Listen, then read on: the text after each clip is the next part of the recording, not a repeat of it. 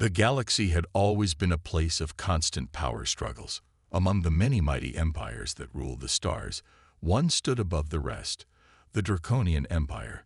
Their ships were colossal, their weapons powerful, and their military tactics nearly unbeatable. The Draconians had conquered many worlds, and their name was feared in every corner of the galaxy. But there was one place they had never set foot on: Earth. To the Draconians, Earth seemed like a small, insignificant planet. Its people were still new to the vastness of space, barely advanced enough to leave their own solar system. The Galactic Council, a body that governed most of the known universe, had no reason to believe Earth could defend itself against such a powerful foe. But when the Draconians set their sights on Earth, they were confident it would be another easy victory to add to their long list of conquests. As the Draconian fleet approached Earth's orbit, the galaxy watched with bated breath. The fleet consisted of 200 warships, each one larger than most cities, each one armed with weapons capable of destroying entire planets. The Draconians had calculated that Earth's defense systems would be outdated and weak. They were certain that once they arrived, the people of Earth would surrender without a fight. The fleet entered Earth's atmosphere with no resistance. The Draconians sent a single communication to the people of Earth, a message that echoed across every communication channel. It was short and simple: surrender now or face the consequences. Their commander, General Corrin, watched from the bridge of his flagship as the message was sent, a smirk forming on his face. To him, it was a mere formality. In the galaxy, many expected Earth to crumble. They imagined the people of Earth would be terrified, begging for mercy as the mighty Draconian ships prepared to strike. But what no one expected was the calm silence that followed. On Earth, the leaders of the planet were gathered in a secretive underground meeting. They knew the Draconians were coming, and they had been preparing for this moment for years. It was a secret kept from the rest of the world, for fear of panic. The people had no idea that their planet was equipped with defenses capable of holding off the most advanced fleets in the galaxy. The Earth leaders quickly decided on their response. They wouldn't beg, they wouldn't surrender, they would fight. But not with weapons the Draconians were used to. Earth's defense system was not based on brute force, but on clever technology that the Draconians had never encountered. In the deepest, most hidden corners of their planet, Earth had developed an advanced network of satellite systems, energy shields, and communication technologies, all designed to neutralize threats like the Draconians without ever firing a shot. Just before the Draconians could launch their attack, Earth sent a single transmission back to them. It was a simple message, but one that would change everything. Leave now or face the consequences.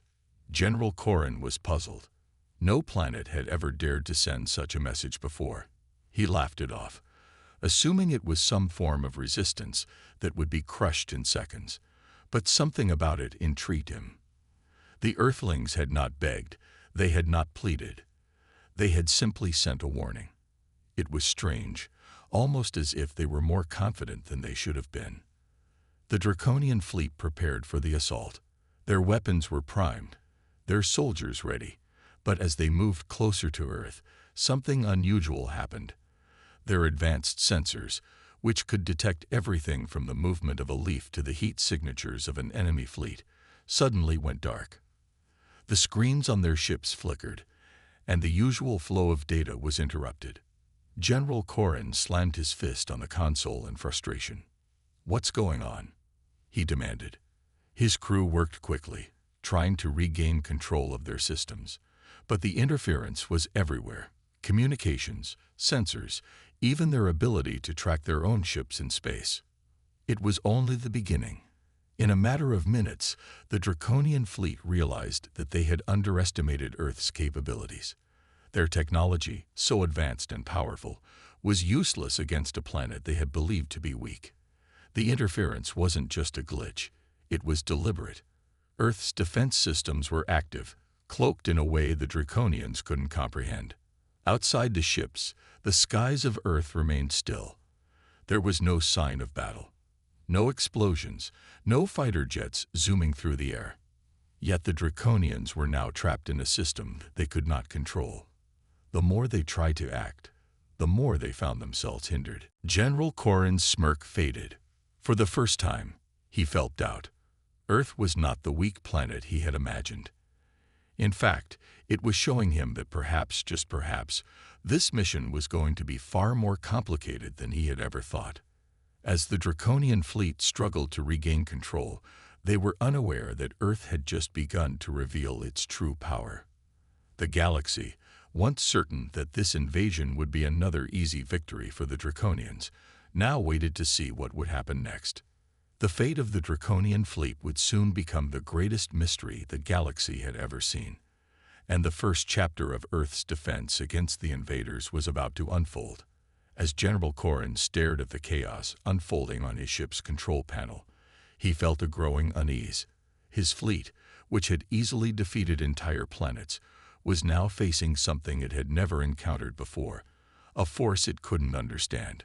Earth, a planet they had assumed would surrender without a fight, had activated a defense system so advanced that it rendered their best technology useless. The Draconian fleet had entered Earth's orbit with overwhelming confidence, but now, that confidence was quickly turning to frustration.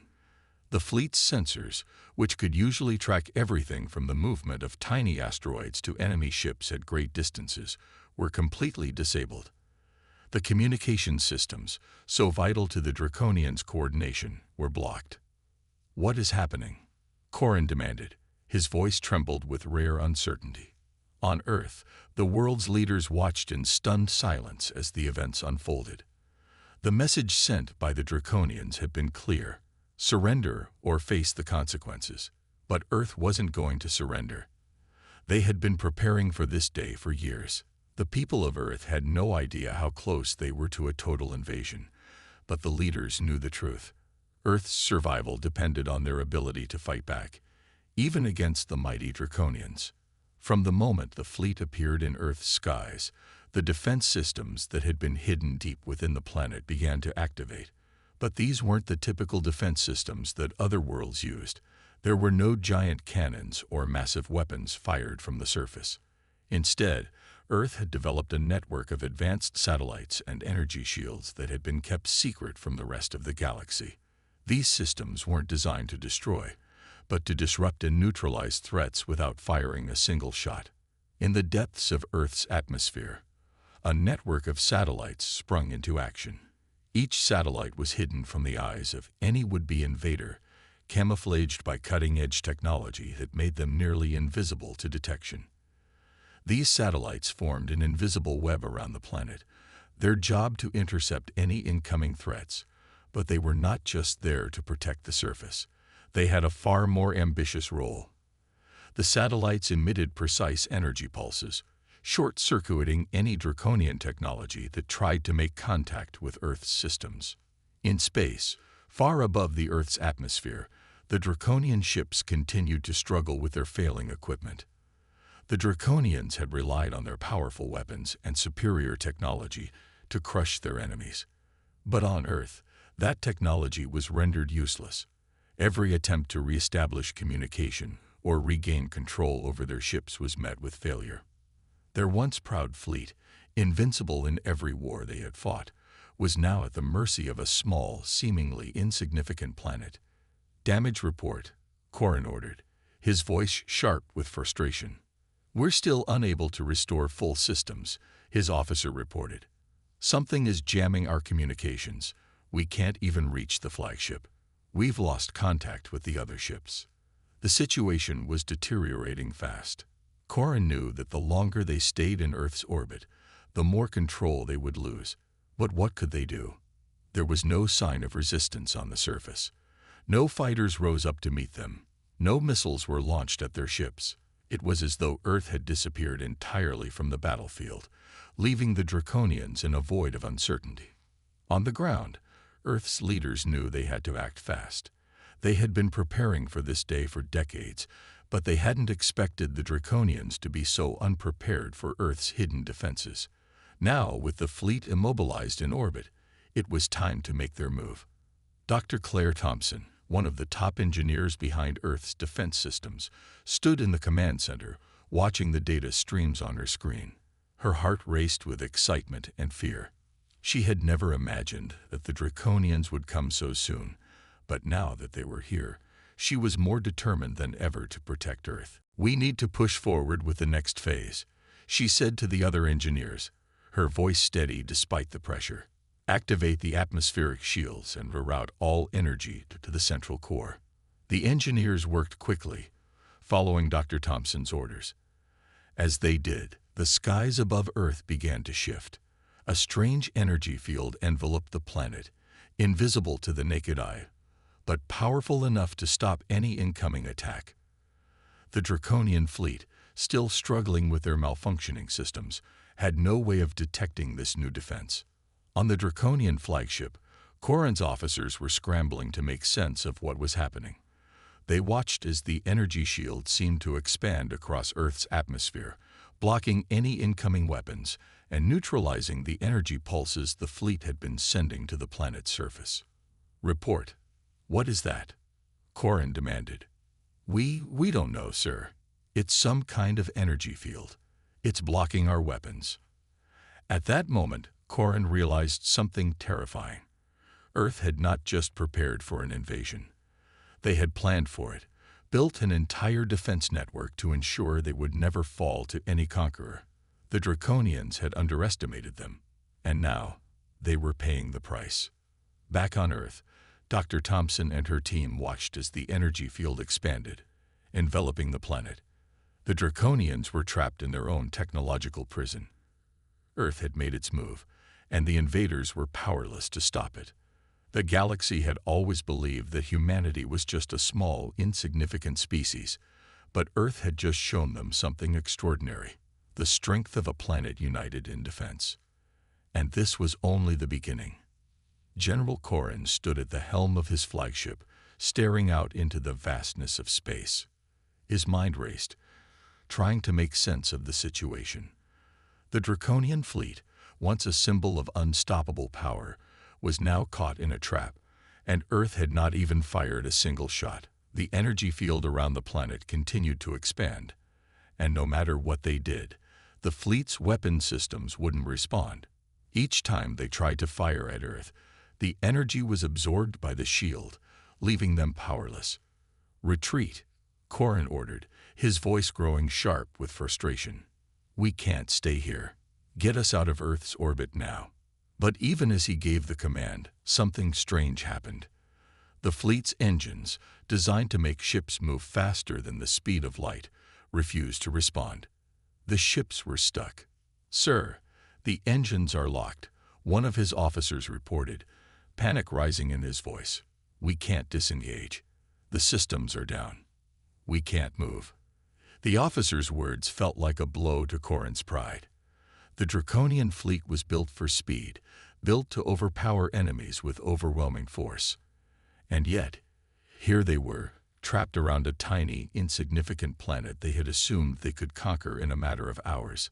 It was unimaginable. "We've underestimated them," Corrin muttered to himself. The Earthlings had outsmarted them. Somehow they had created a system that could disable their most advanced technology. The Draconians, who had never been afraid of any foe, now found themselves on the defensive. As the fleet struggled to regain control, the Draconian commanders discussed their next move. They were deep in enemy territory now, and their options were limited. "We need to counterattack," one of the officers suggested. "We cannot stay here helplessly. We've come too far to be humiliated by a primitive species." Corrin considered the officer's suggestion carefully. "You're right," he said, turning to face the officer. "We have the firepower to overwhelm them. Their defenses may be strong, but they can't stop everything. We will launch a full assault and break through their shield." The decision was made. The fleet would fight back. The Draconians gathered their courage, knowing they had no other choice but to strike. Meanwhile, on Earth, the leaders of the planet had watched everything unfold with a calm determination. They had expected the Draconians to react this way. It wasn't just Earth's advanced technologies that were protecting them. It was humanity's resilience and will to survive. The leaders knew that their plan had to be executed perfectly if they wanted to keep the Draconian fleet from breaking through their defenses. Dr. Claire Thompson, the chief engineer behind Earth's defensive systems, was monitoring the situation from the command center. Her fingers flew over the controls, adjusting settings and calculating the next steps. "We can't just keep them locked down forever," she said, her voice steady. "We need to push them back. We need to show them that they can't win here." The Earth forces were preparing for what would come next. While the Draconians focused on regaining control of their systems, Earth activated a new defense protocol. This was the final phase of their plan. Earth would turn the tables and put pressure on the Draconians. Far above the planet's surface, Earth's satellite network began to move. The satellites, which had been hidden from the Draconians' view, repositioned themselves to form a tight, organized defense grid. The new formation wasn't just a shield, it was a trap. These satellites were now focused on emitting powerful pulses of energy directly at the Draconian fleet, sending the ships into a new wave of disarray. On the Draconian flagship, Corin watched in horror as his fleet began to malfunction again. Energy surges tore through their ships, short-circuiting their weapon systems once more. "What is this?" he yelled, slamming his fists onto the console in front of him. The Draconians were losing control of their ships. The Earthlings had anticipated their every move. The very technology the Draconians had once used to conquer planets was now being turned against them. In desperation, Corin ordered his fleet to launch everything they had at Earth. Waves of missiles and laser beams flew toward the planet's surface. The Draconians had always relied on firepower, and they thought that a sheer bombardment would force Earth to surrender. But as the weapons neared Earth, the satellite network activated its final defense. Energy shields, invisible to the naked eye, rose from the ground to meet the incoming attack. The lasers and missiles hit the shields, but they were absorbed without a single explosion. Earth's defenses were designed not to destroy the weapons, but to neutralize them completely. "Impossible," Corin shouted, his eyes wide with disbelief. "Why isn't anything working?" The Draconians were now running out of time. Every attempt they made to break through Earth's defenses only resulted in more failure. Their fleet, once so proud and powerful, was now being held in place by the very technology they had underestimated. On the ground, Dr. Thompson and her team stood ready for the final phase. They had anticipated this. It was time to turn the tables. "We have them," Dr. Thompson said with a satisfied smile. "Now, let's show them who they're dealing with." Back in space, the Draconian fleet was battered, confused, and exhausted. Corin realized they had been caught in a trap from which there was no escape. It was clear now that Earth had something no one else had: the will to fight back, the intelligence to outsmart their enemies, and the technology to back it up. And the galaxy was watching. The Draconian fleet was in chaos. Their weapons were useless, their engines stalled, and their once mighty ships were now floating helplessly in space. General Corin stood at the command center of the flagship, his face a mixture of anger and disbelief. The Earthlings had outwitted them at every turn, and their advanced technology had rendered the Draconians' best efforts useless. "This is humiliating," Corin muttered, pacing back and forth. "We've never faced anything like this before. We need to find a way to regain control." His officers, equally frustrated, looked at each other, unsure of what to do next. The Earthlings had proven they were more than capable of defending themselves.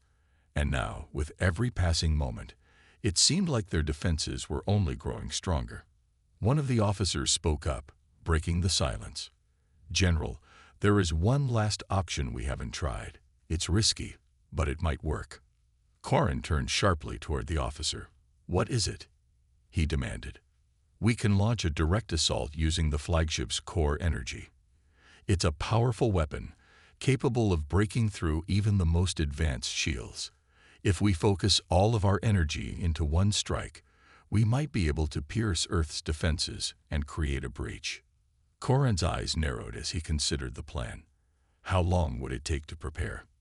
"Not long," the officer replied. "But once we fire, We'll have no energy left. We'll be vulnerable, and we'll have no way to defend ourselves. Corin hesitated. A direct attack of this nature was a desperate move. But the fleet had no other choice. If they didn't act now, they would lose everything. "Do it," Corin commanded.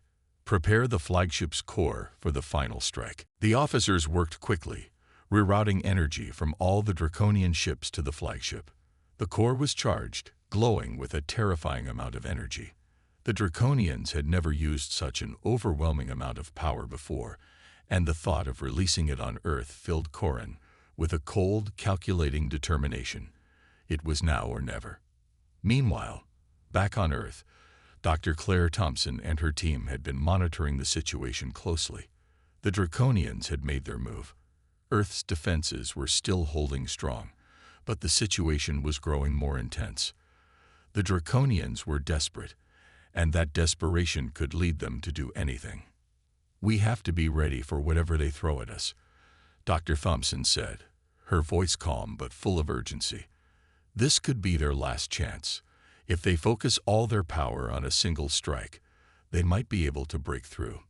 The team had already activated the planet's secondary defense system, an emergency protocol that would trigger if the Draconians launched a powerful attack.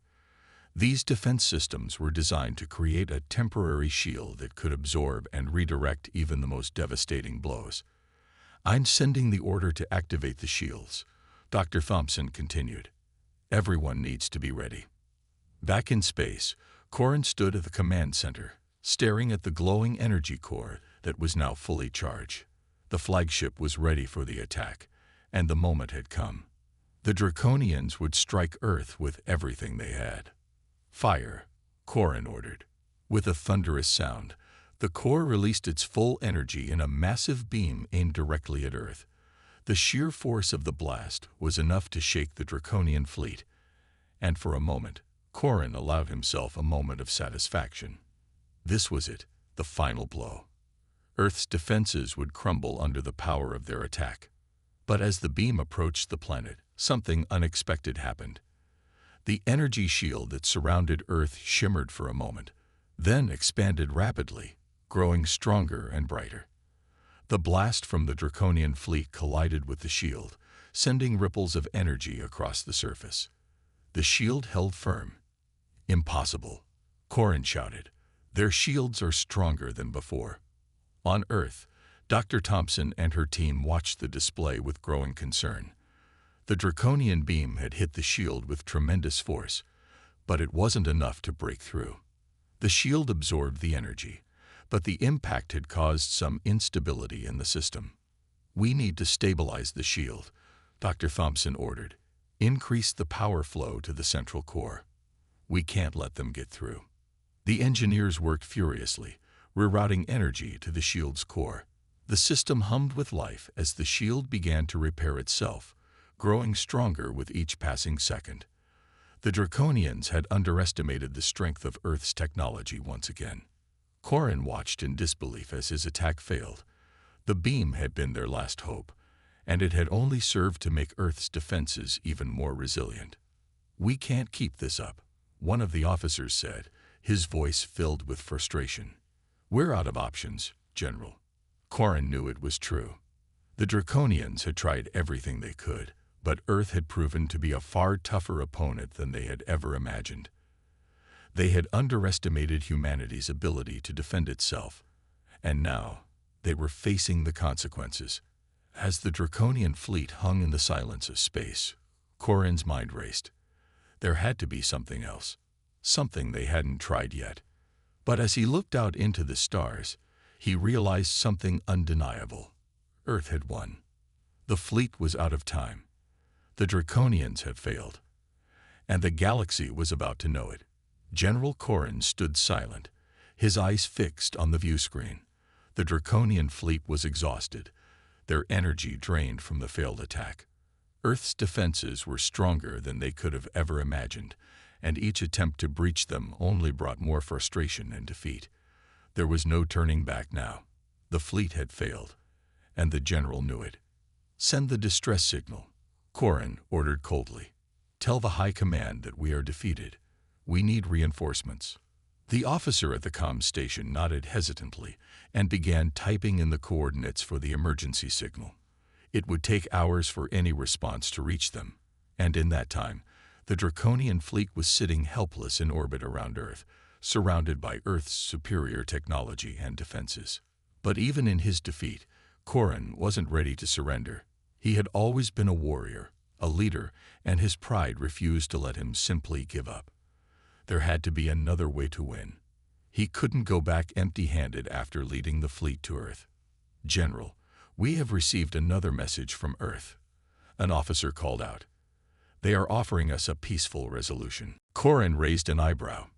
The Earthlings, offering peace. After all they had endured, it seemed too good to be true. "Put it through," he ordered, his voice still tense. The view screen flickered, and a calm, composed figure appeared. It was a representative from Earth, dressed in the formal uniform of the planet's diplomatic corps. Her expression was serious, but her tone was soft and inviting. "I am Ambassador Elena Harris, speaking on behalf of Earth's government," she began. "General Corin, we understand your fleet is in a difficult situation. We do not wish for any more conflict. Earth does not seek to destroy your people, only to protect our own." Corin's eyes narrowed. Was this a trick? Could the Earthlings really want peace after everything that had happened? "I'm listening," Corin said, his voice guarded. "What exactly are you proposing?" Ambassador Harris's eyes softened. "We are offering you a chance to leave Earth peacefully. We will not pursue further aggression, and we will ensure the safety of your remaining fleet if you agree to return to Draconian space." Corin was taken aback. He had expected an ultimatum, a demand for unconditional surrender, but this was different. Peace. The thought was almost alien to him. The Draconians had never been known for making peace. They conquered, they ruled, and they never backed down. To accept Earth's offer would be to admit failure. But as Corin glanced at his weary crew, he realized they couldn't keep fighting. Their fleet was broken, their morale shattered. Even if they attacked again, they would lose. "You speak of peace," Corin replied, his voice colder than he felt. "But your people have destroyed our fleet. You have humiliated us in front of the galaxy. And now you ask us to leave with nothing." "We have destroyed nothing," Ambassador Harris said calmly. "Your fleet attacked us first. We were only defending ourselves. You had every chance to retreat, to stop when you saw how powerful Earth's defenses were, but you chose to continue fighting." Corin clenched his fists, the weight of her words hitting him harder than he expected. She was right. Earth had never sought war. They had only defended themselves, each time outsmarting the Draconians at their own game. "We've made our decision," Ambassador Harris continued. "You and your people can leave Earth. No further bloodshed is necessary. But you must understand, General, this is the only offer you will get. Once the High Command receives our message, they will have to decide if they will continue to fight a battle they can't win. The galaxy is watching." Corin stared at the ambassador, his mind racing. For the first time in his career, he felt cornered. The Draconians were known for their power, their dominance, but here was a species that had outwitted them. A species that had turned the tables without firing a single shot. Could he risk defying this peace offering? Could he gamble on a desperate final strike, knowing the fleet had no strength left? "I will consider your offer," Corin said finally, his voice heavy with doubt. "I will speak with the High Command." The screen went dark as Ambassador Harris ended the communication. The silence in the command center was deafening. The crew members exchanged nervous glances, each of them wondering what would happen next. They knew they were on the edge of something far bigger than just a battle. The future of the Draconian fleet, perhaps even their entire empire, rested on the decision Corin would make. Corin stared out the view screen, his mind spinning. He had been raised to believe that the Draconians were unstoppable, that their might was unrivaled in the galaxy. But now, Earth had shown him a different truth, a truth that was impossible to ignore. For the first time, Corin realized that victory might not come through sheer force, But through strategy, negotiation, and the willingness to adapt, Earth had found a way to win without bloodshed. And perhaps that was the way forward for the Draconians as well. His pride was bruised, but Corin knew he had no other choice. He would have to accept Earth's offer, if only to save what remained of his fleet and avoid total destruction. The Draconian fleet sat in the void of space, hovering near the edge of Earth's orbit.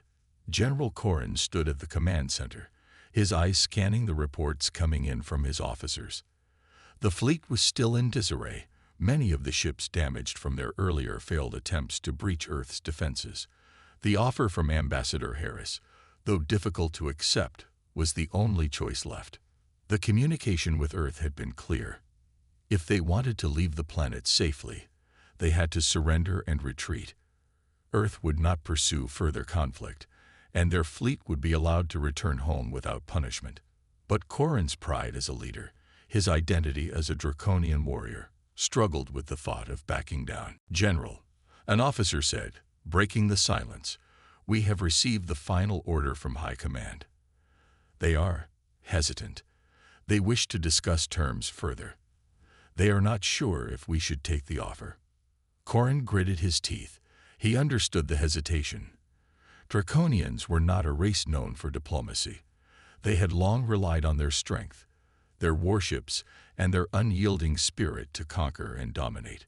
But that path had led them to this point, on the verge of defeat, facing a species that had managed to outsmart them time and again.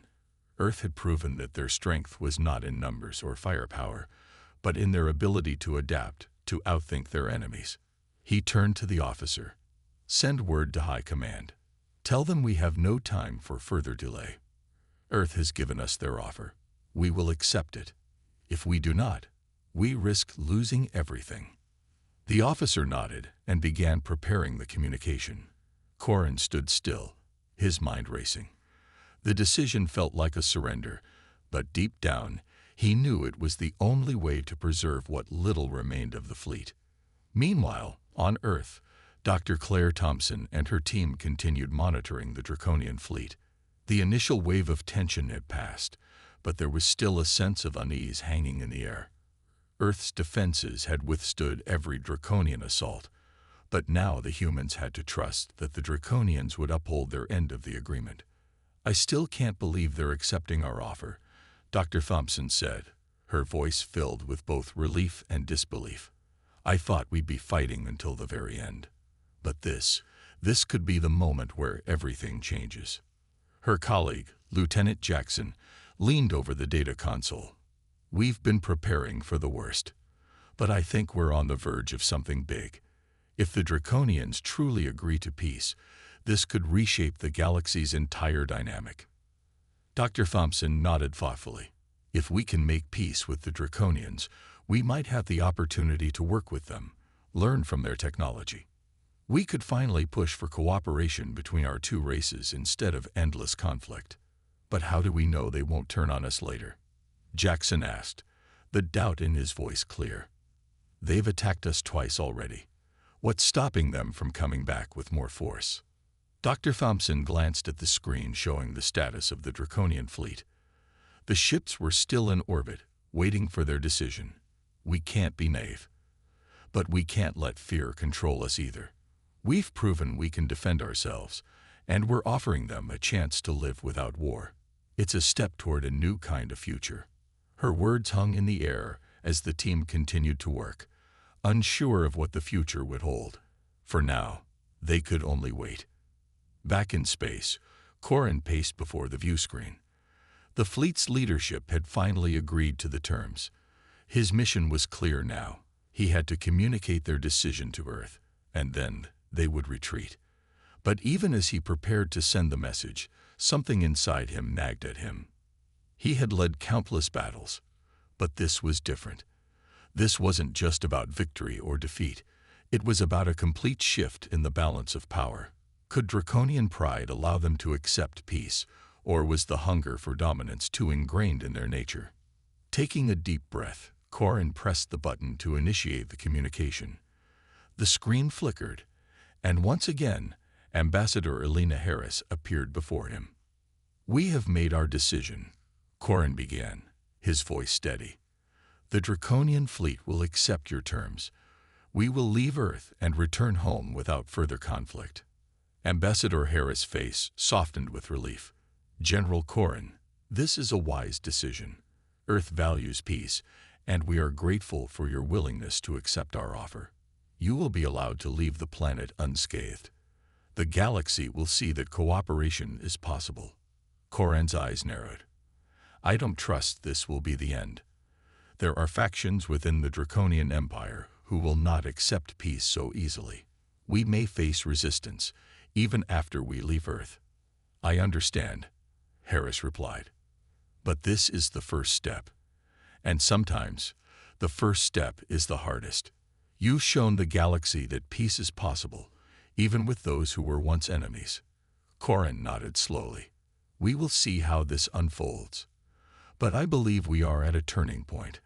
Earth and the Draconians may have their differences, but perhaps we can find common ground moving forward." As the communication ended, Corin felt a strange sense of uncertainty. The future was unclear, but one thing was certain. The galaxy had just witnessed the impossible. The Draconians had agreed to peace. For now, the war was over. The Draconian fleet began its slow retreat, its remaining ships moving away from Earth's orbit. General Corin stood on the bridge of his flagship, staring out at the planet below. The fleet, once full of power and arrogance, was now a shadow of its former self. The loss of their battle for Earth had been hard, but there was something else on Corin's mind. He could not shake the feeling that this moment marked the beginning of something much larger than just a defeat. "General, the fleet is moving into hyperspace," the navigation officer reported, breaking the silence in the command center. Corin nodded, his thoughts still heavy. "Prepare the fleet for the long journey home. We've made our decision, but the hardest part is yet to come." In the distance, Earth appeared as a small blue and white marble, slowly disappearing behind the fleet. For the first time in his career, Corin was not sure what to feel. The Draconians had never retreated before. They had never walked away from a fight. But there was no denying that their current situation was beyond repair. They had no choice but to follow the terms of the peace agreement, at least for now. Back on Earth, Dr. Claire Thompson and her team gathered in the operations room, anxiously watching the Draconian fleet disappear into the vastness of space. The moment they had hoped for had come, but it felt surreal. Peace had been achieved, yet there was an underlying uncertainty. Could the Draconians truly honor the peace agreement? Would they return one day, or was this a temporary truce? "We did it," Lieutenant Jackson said quietly, his voice filled with disbelief. "We actually did it. They're leaving." Dr. Thompson nodded, though her mind was not fully at ease. "We've given them a chance. The Draconians have the opportunity to change. Whether they will take it is another matter." "We've given them peace," another officer spoke up. "That's all we can do. It's up to them now." Dr. Thompson thought for a moment. "Yes, but peace requires trust, and trust takes time." There was a long silence as the team absorbed the weight of her words. While Earth had won this battle, the war for mutual understanding had just begun. Days passed, and Earth's leaders held a summit to discuss the future. The galaxy was watching closely. It was one thing to stop a war, but it was another to build lasting peace. There was talk of future diplomatic exchanges, of opening channels between Earth and the Draconian Empire, but the question remained, would the Draconians truly change? The first signs of the Draconians' response came a week later. Corin sent a message to Earth's government, expressing the Draconian fleet's safe return and acknowledging Earth's generosity. The tone was formal, but there was an air of respect in the message. It was the first time the Draconians had spoken to Earth, not as conquerors, but as equals. Ambassador Elena Harris received the message with a cautious optimism. She shared it with the Global Council. "They have acknowledged our terms," she said, "but we must remain vigilant. This is only the beginning." Dr. Thompson stood next to Harris, her mind still racing. "We've offered them peace, But if we truly want to prevent future conflict, we'll have to work with them, not just sit back and wait. We need to find common ground. Harris nodded. Agreed. But we can't rush it. Trust is a slow process. As the Draconian fleet returned to their homeworld, General Corrin's mind was filled with doubt and hope. The journey back was long, and the fleet had been silent. There was a sense of something shifting, something deep inside Corrin that he couldn't explain. His people had always relied on strength and fear, but now, for the first time, Corrin saw a path forward that didn't involve conquest. When the fleet finally arrived at the Draconian capital, Corrin stood before the High Command. They had been waiting for his report, but Corrin's mind was elsewhere. "You have returned empty-handed, General," one of the High Command members said, his tone sharp. "Why did you accept Earth's offer? Why not continue the fight?" Corrin stood tall, his voice steady. "Because Earth showed us something we could never have imagined. Peace. The humans did not fight to destroy us. They fought to protect their people, and they offered us a chance to leave without further harm.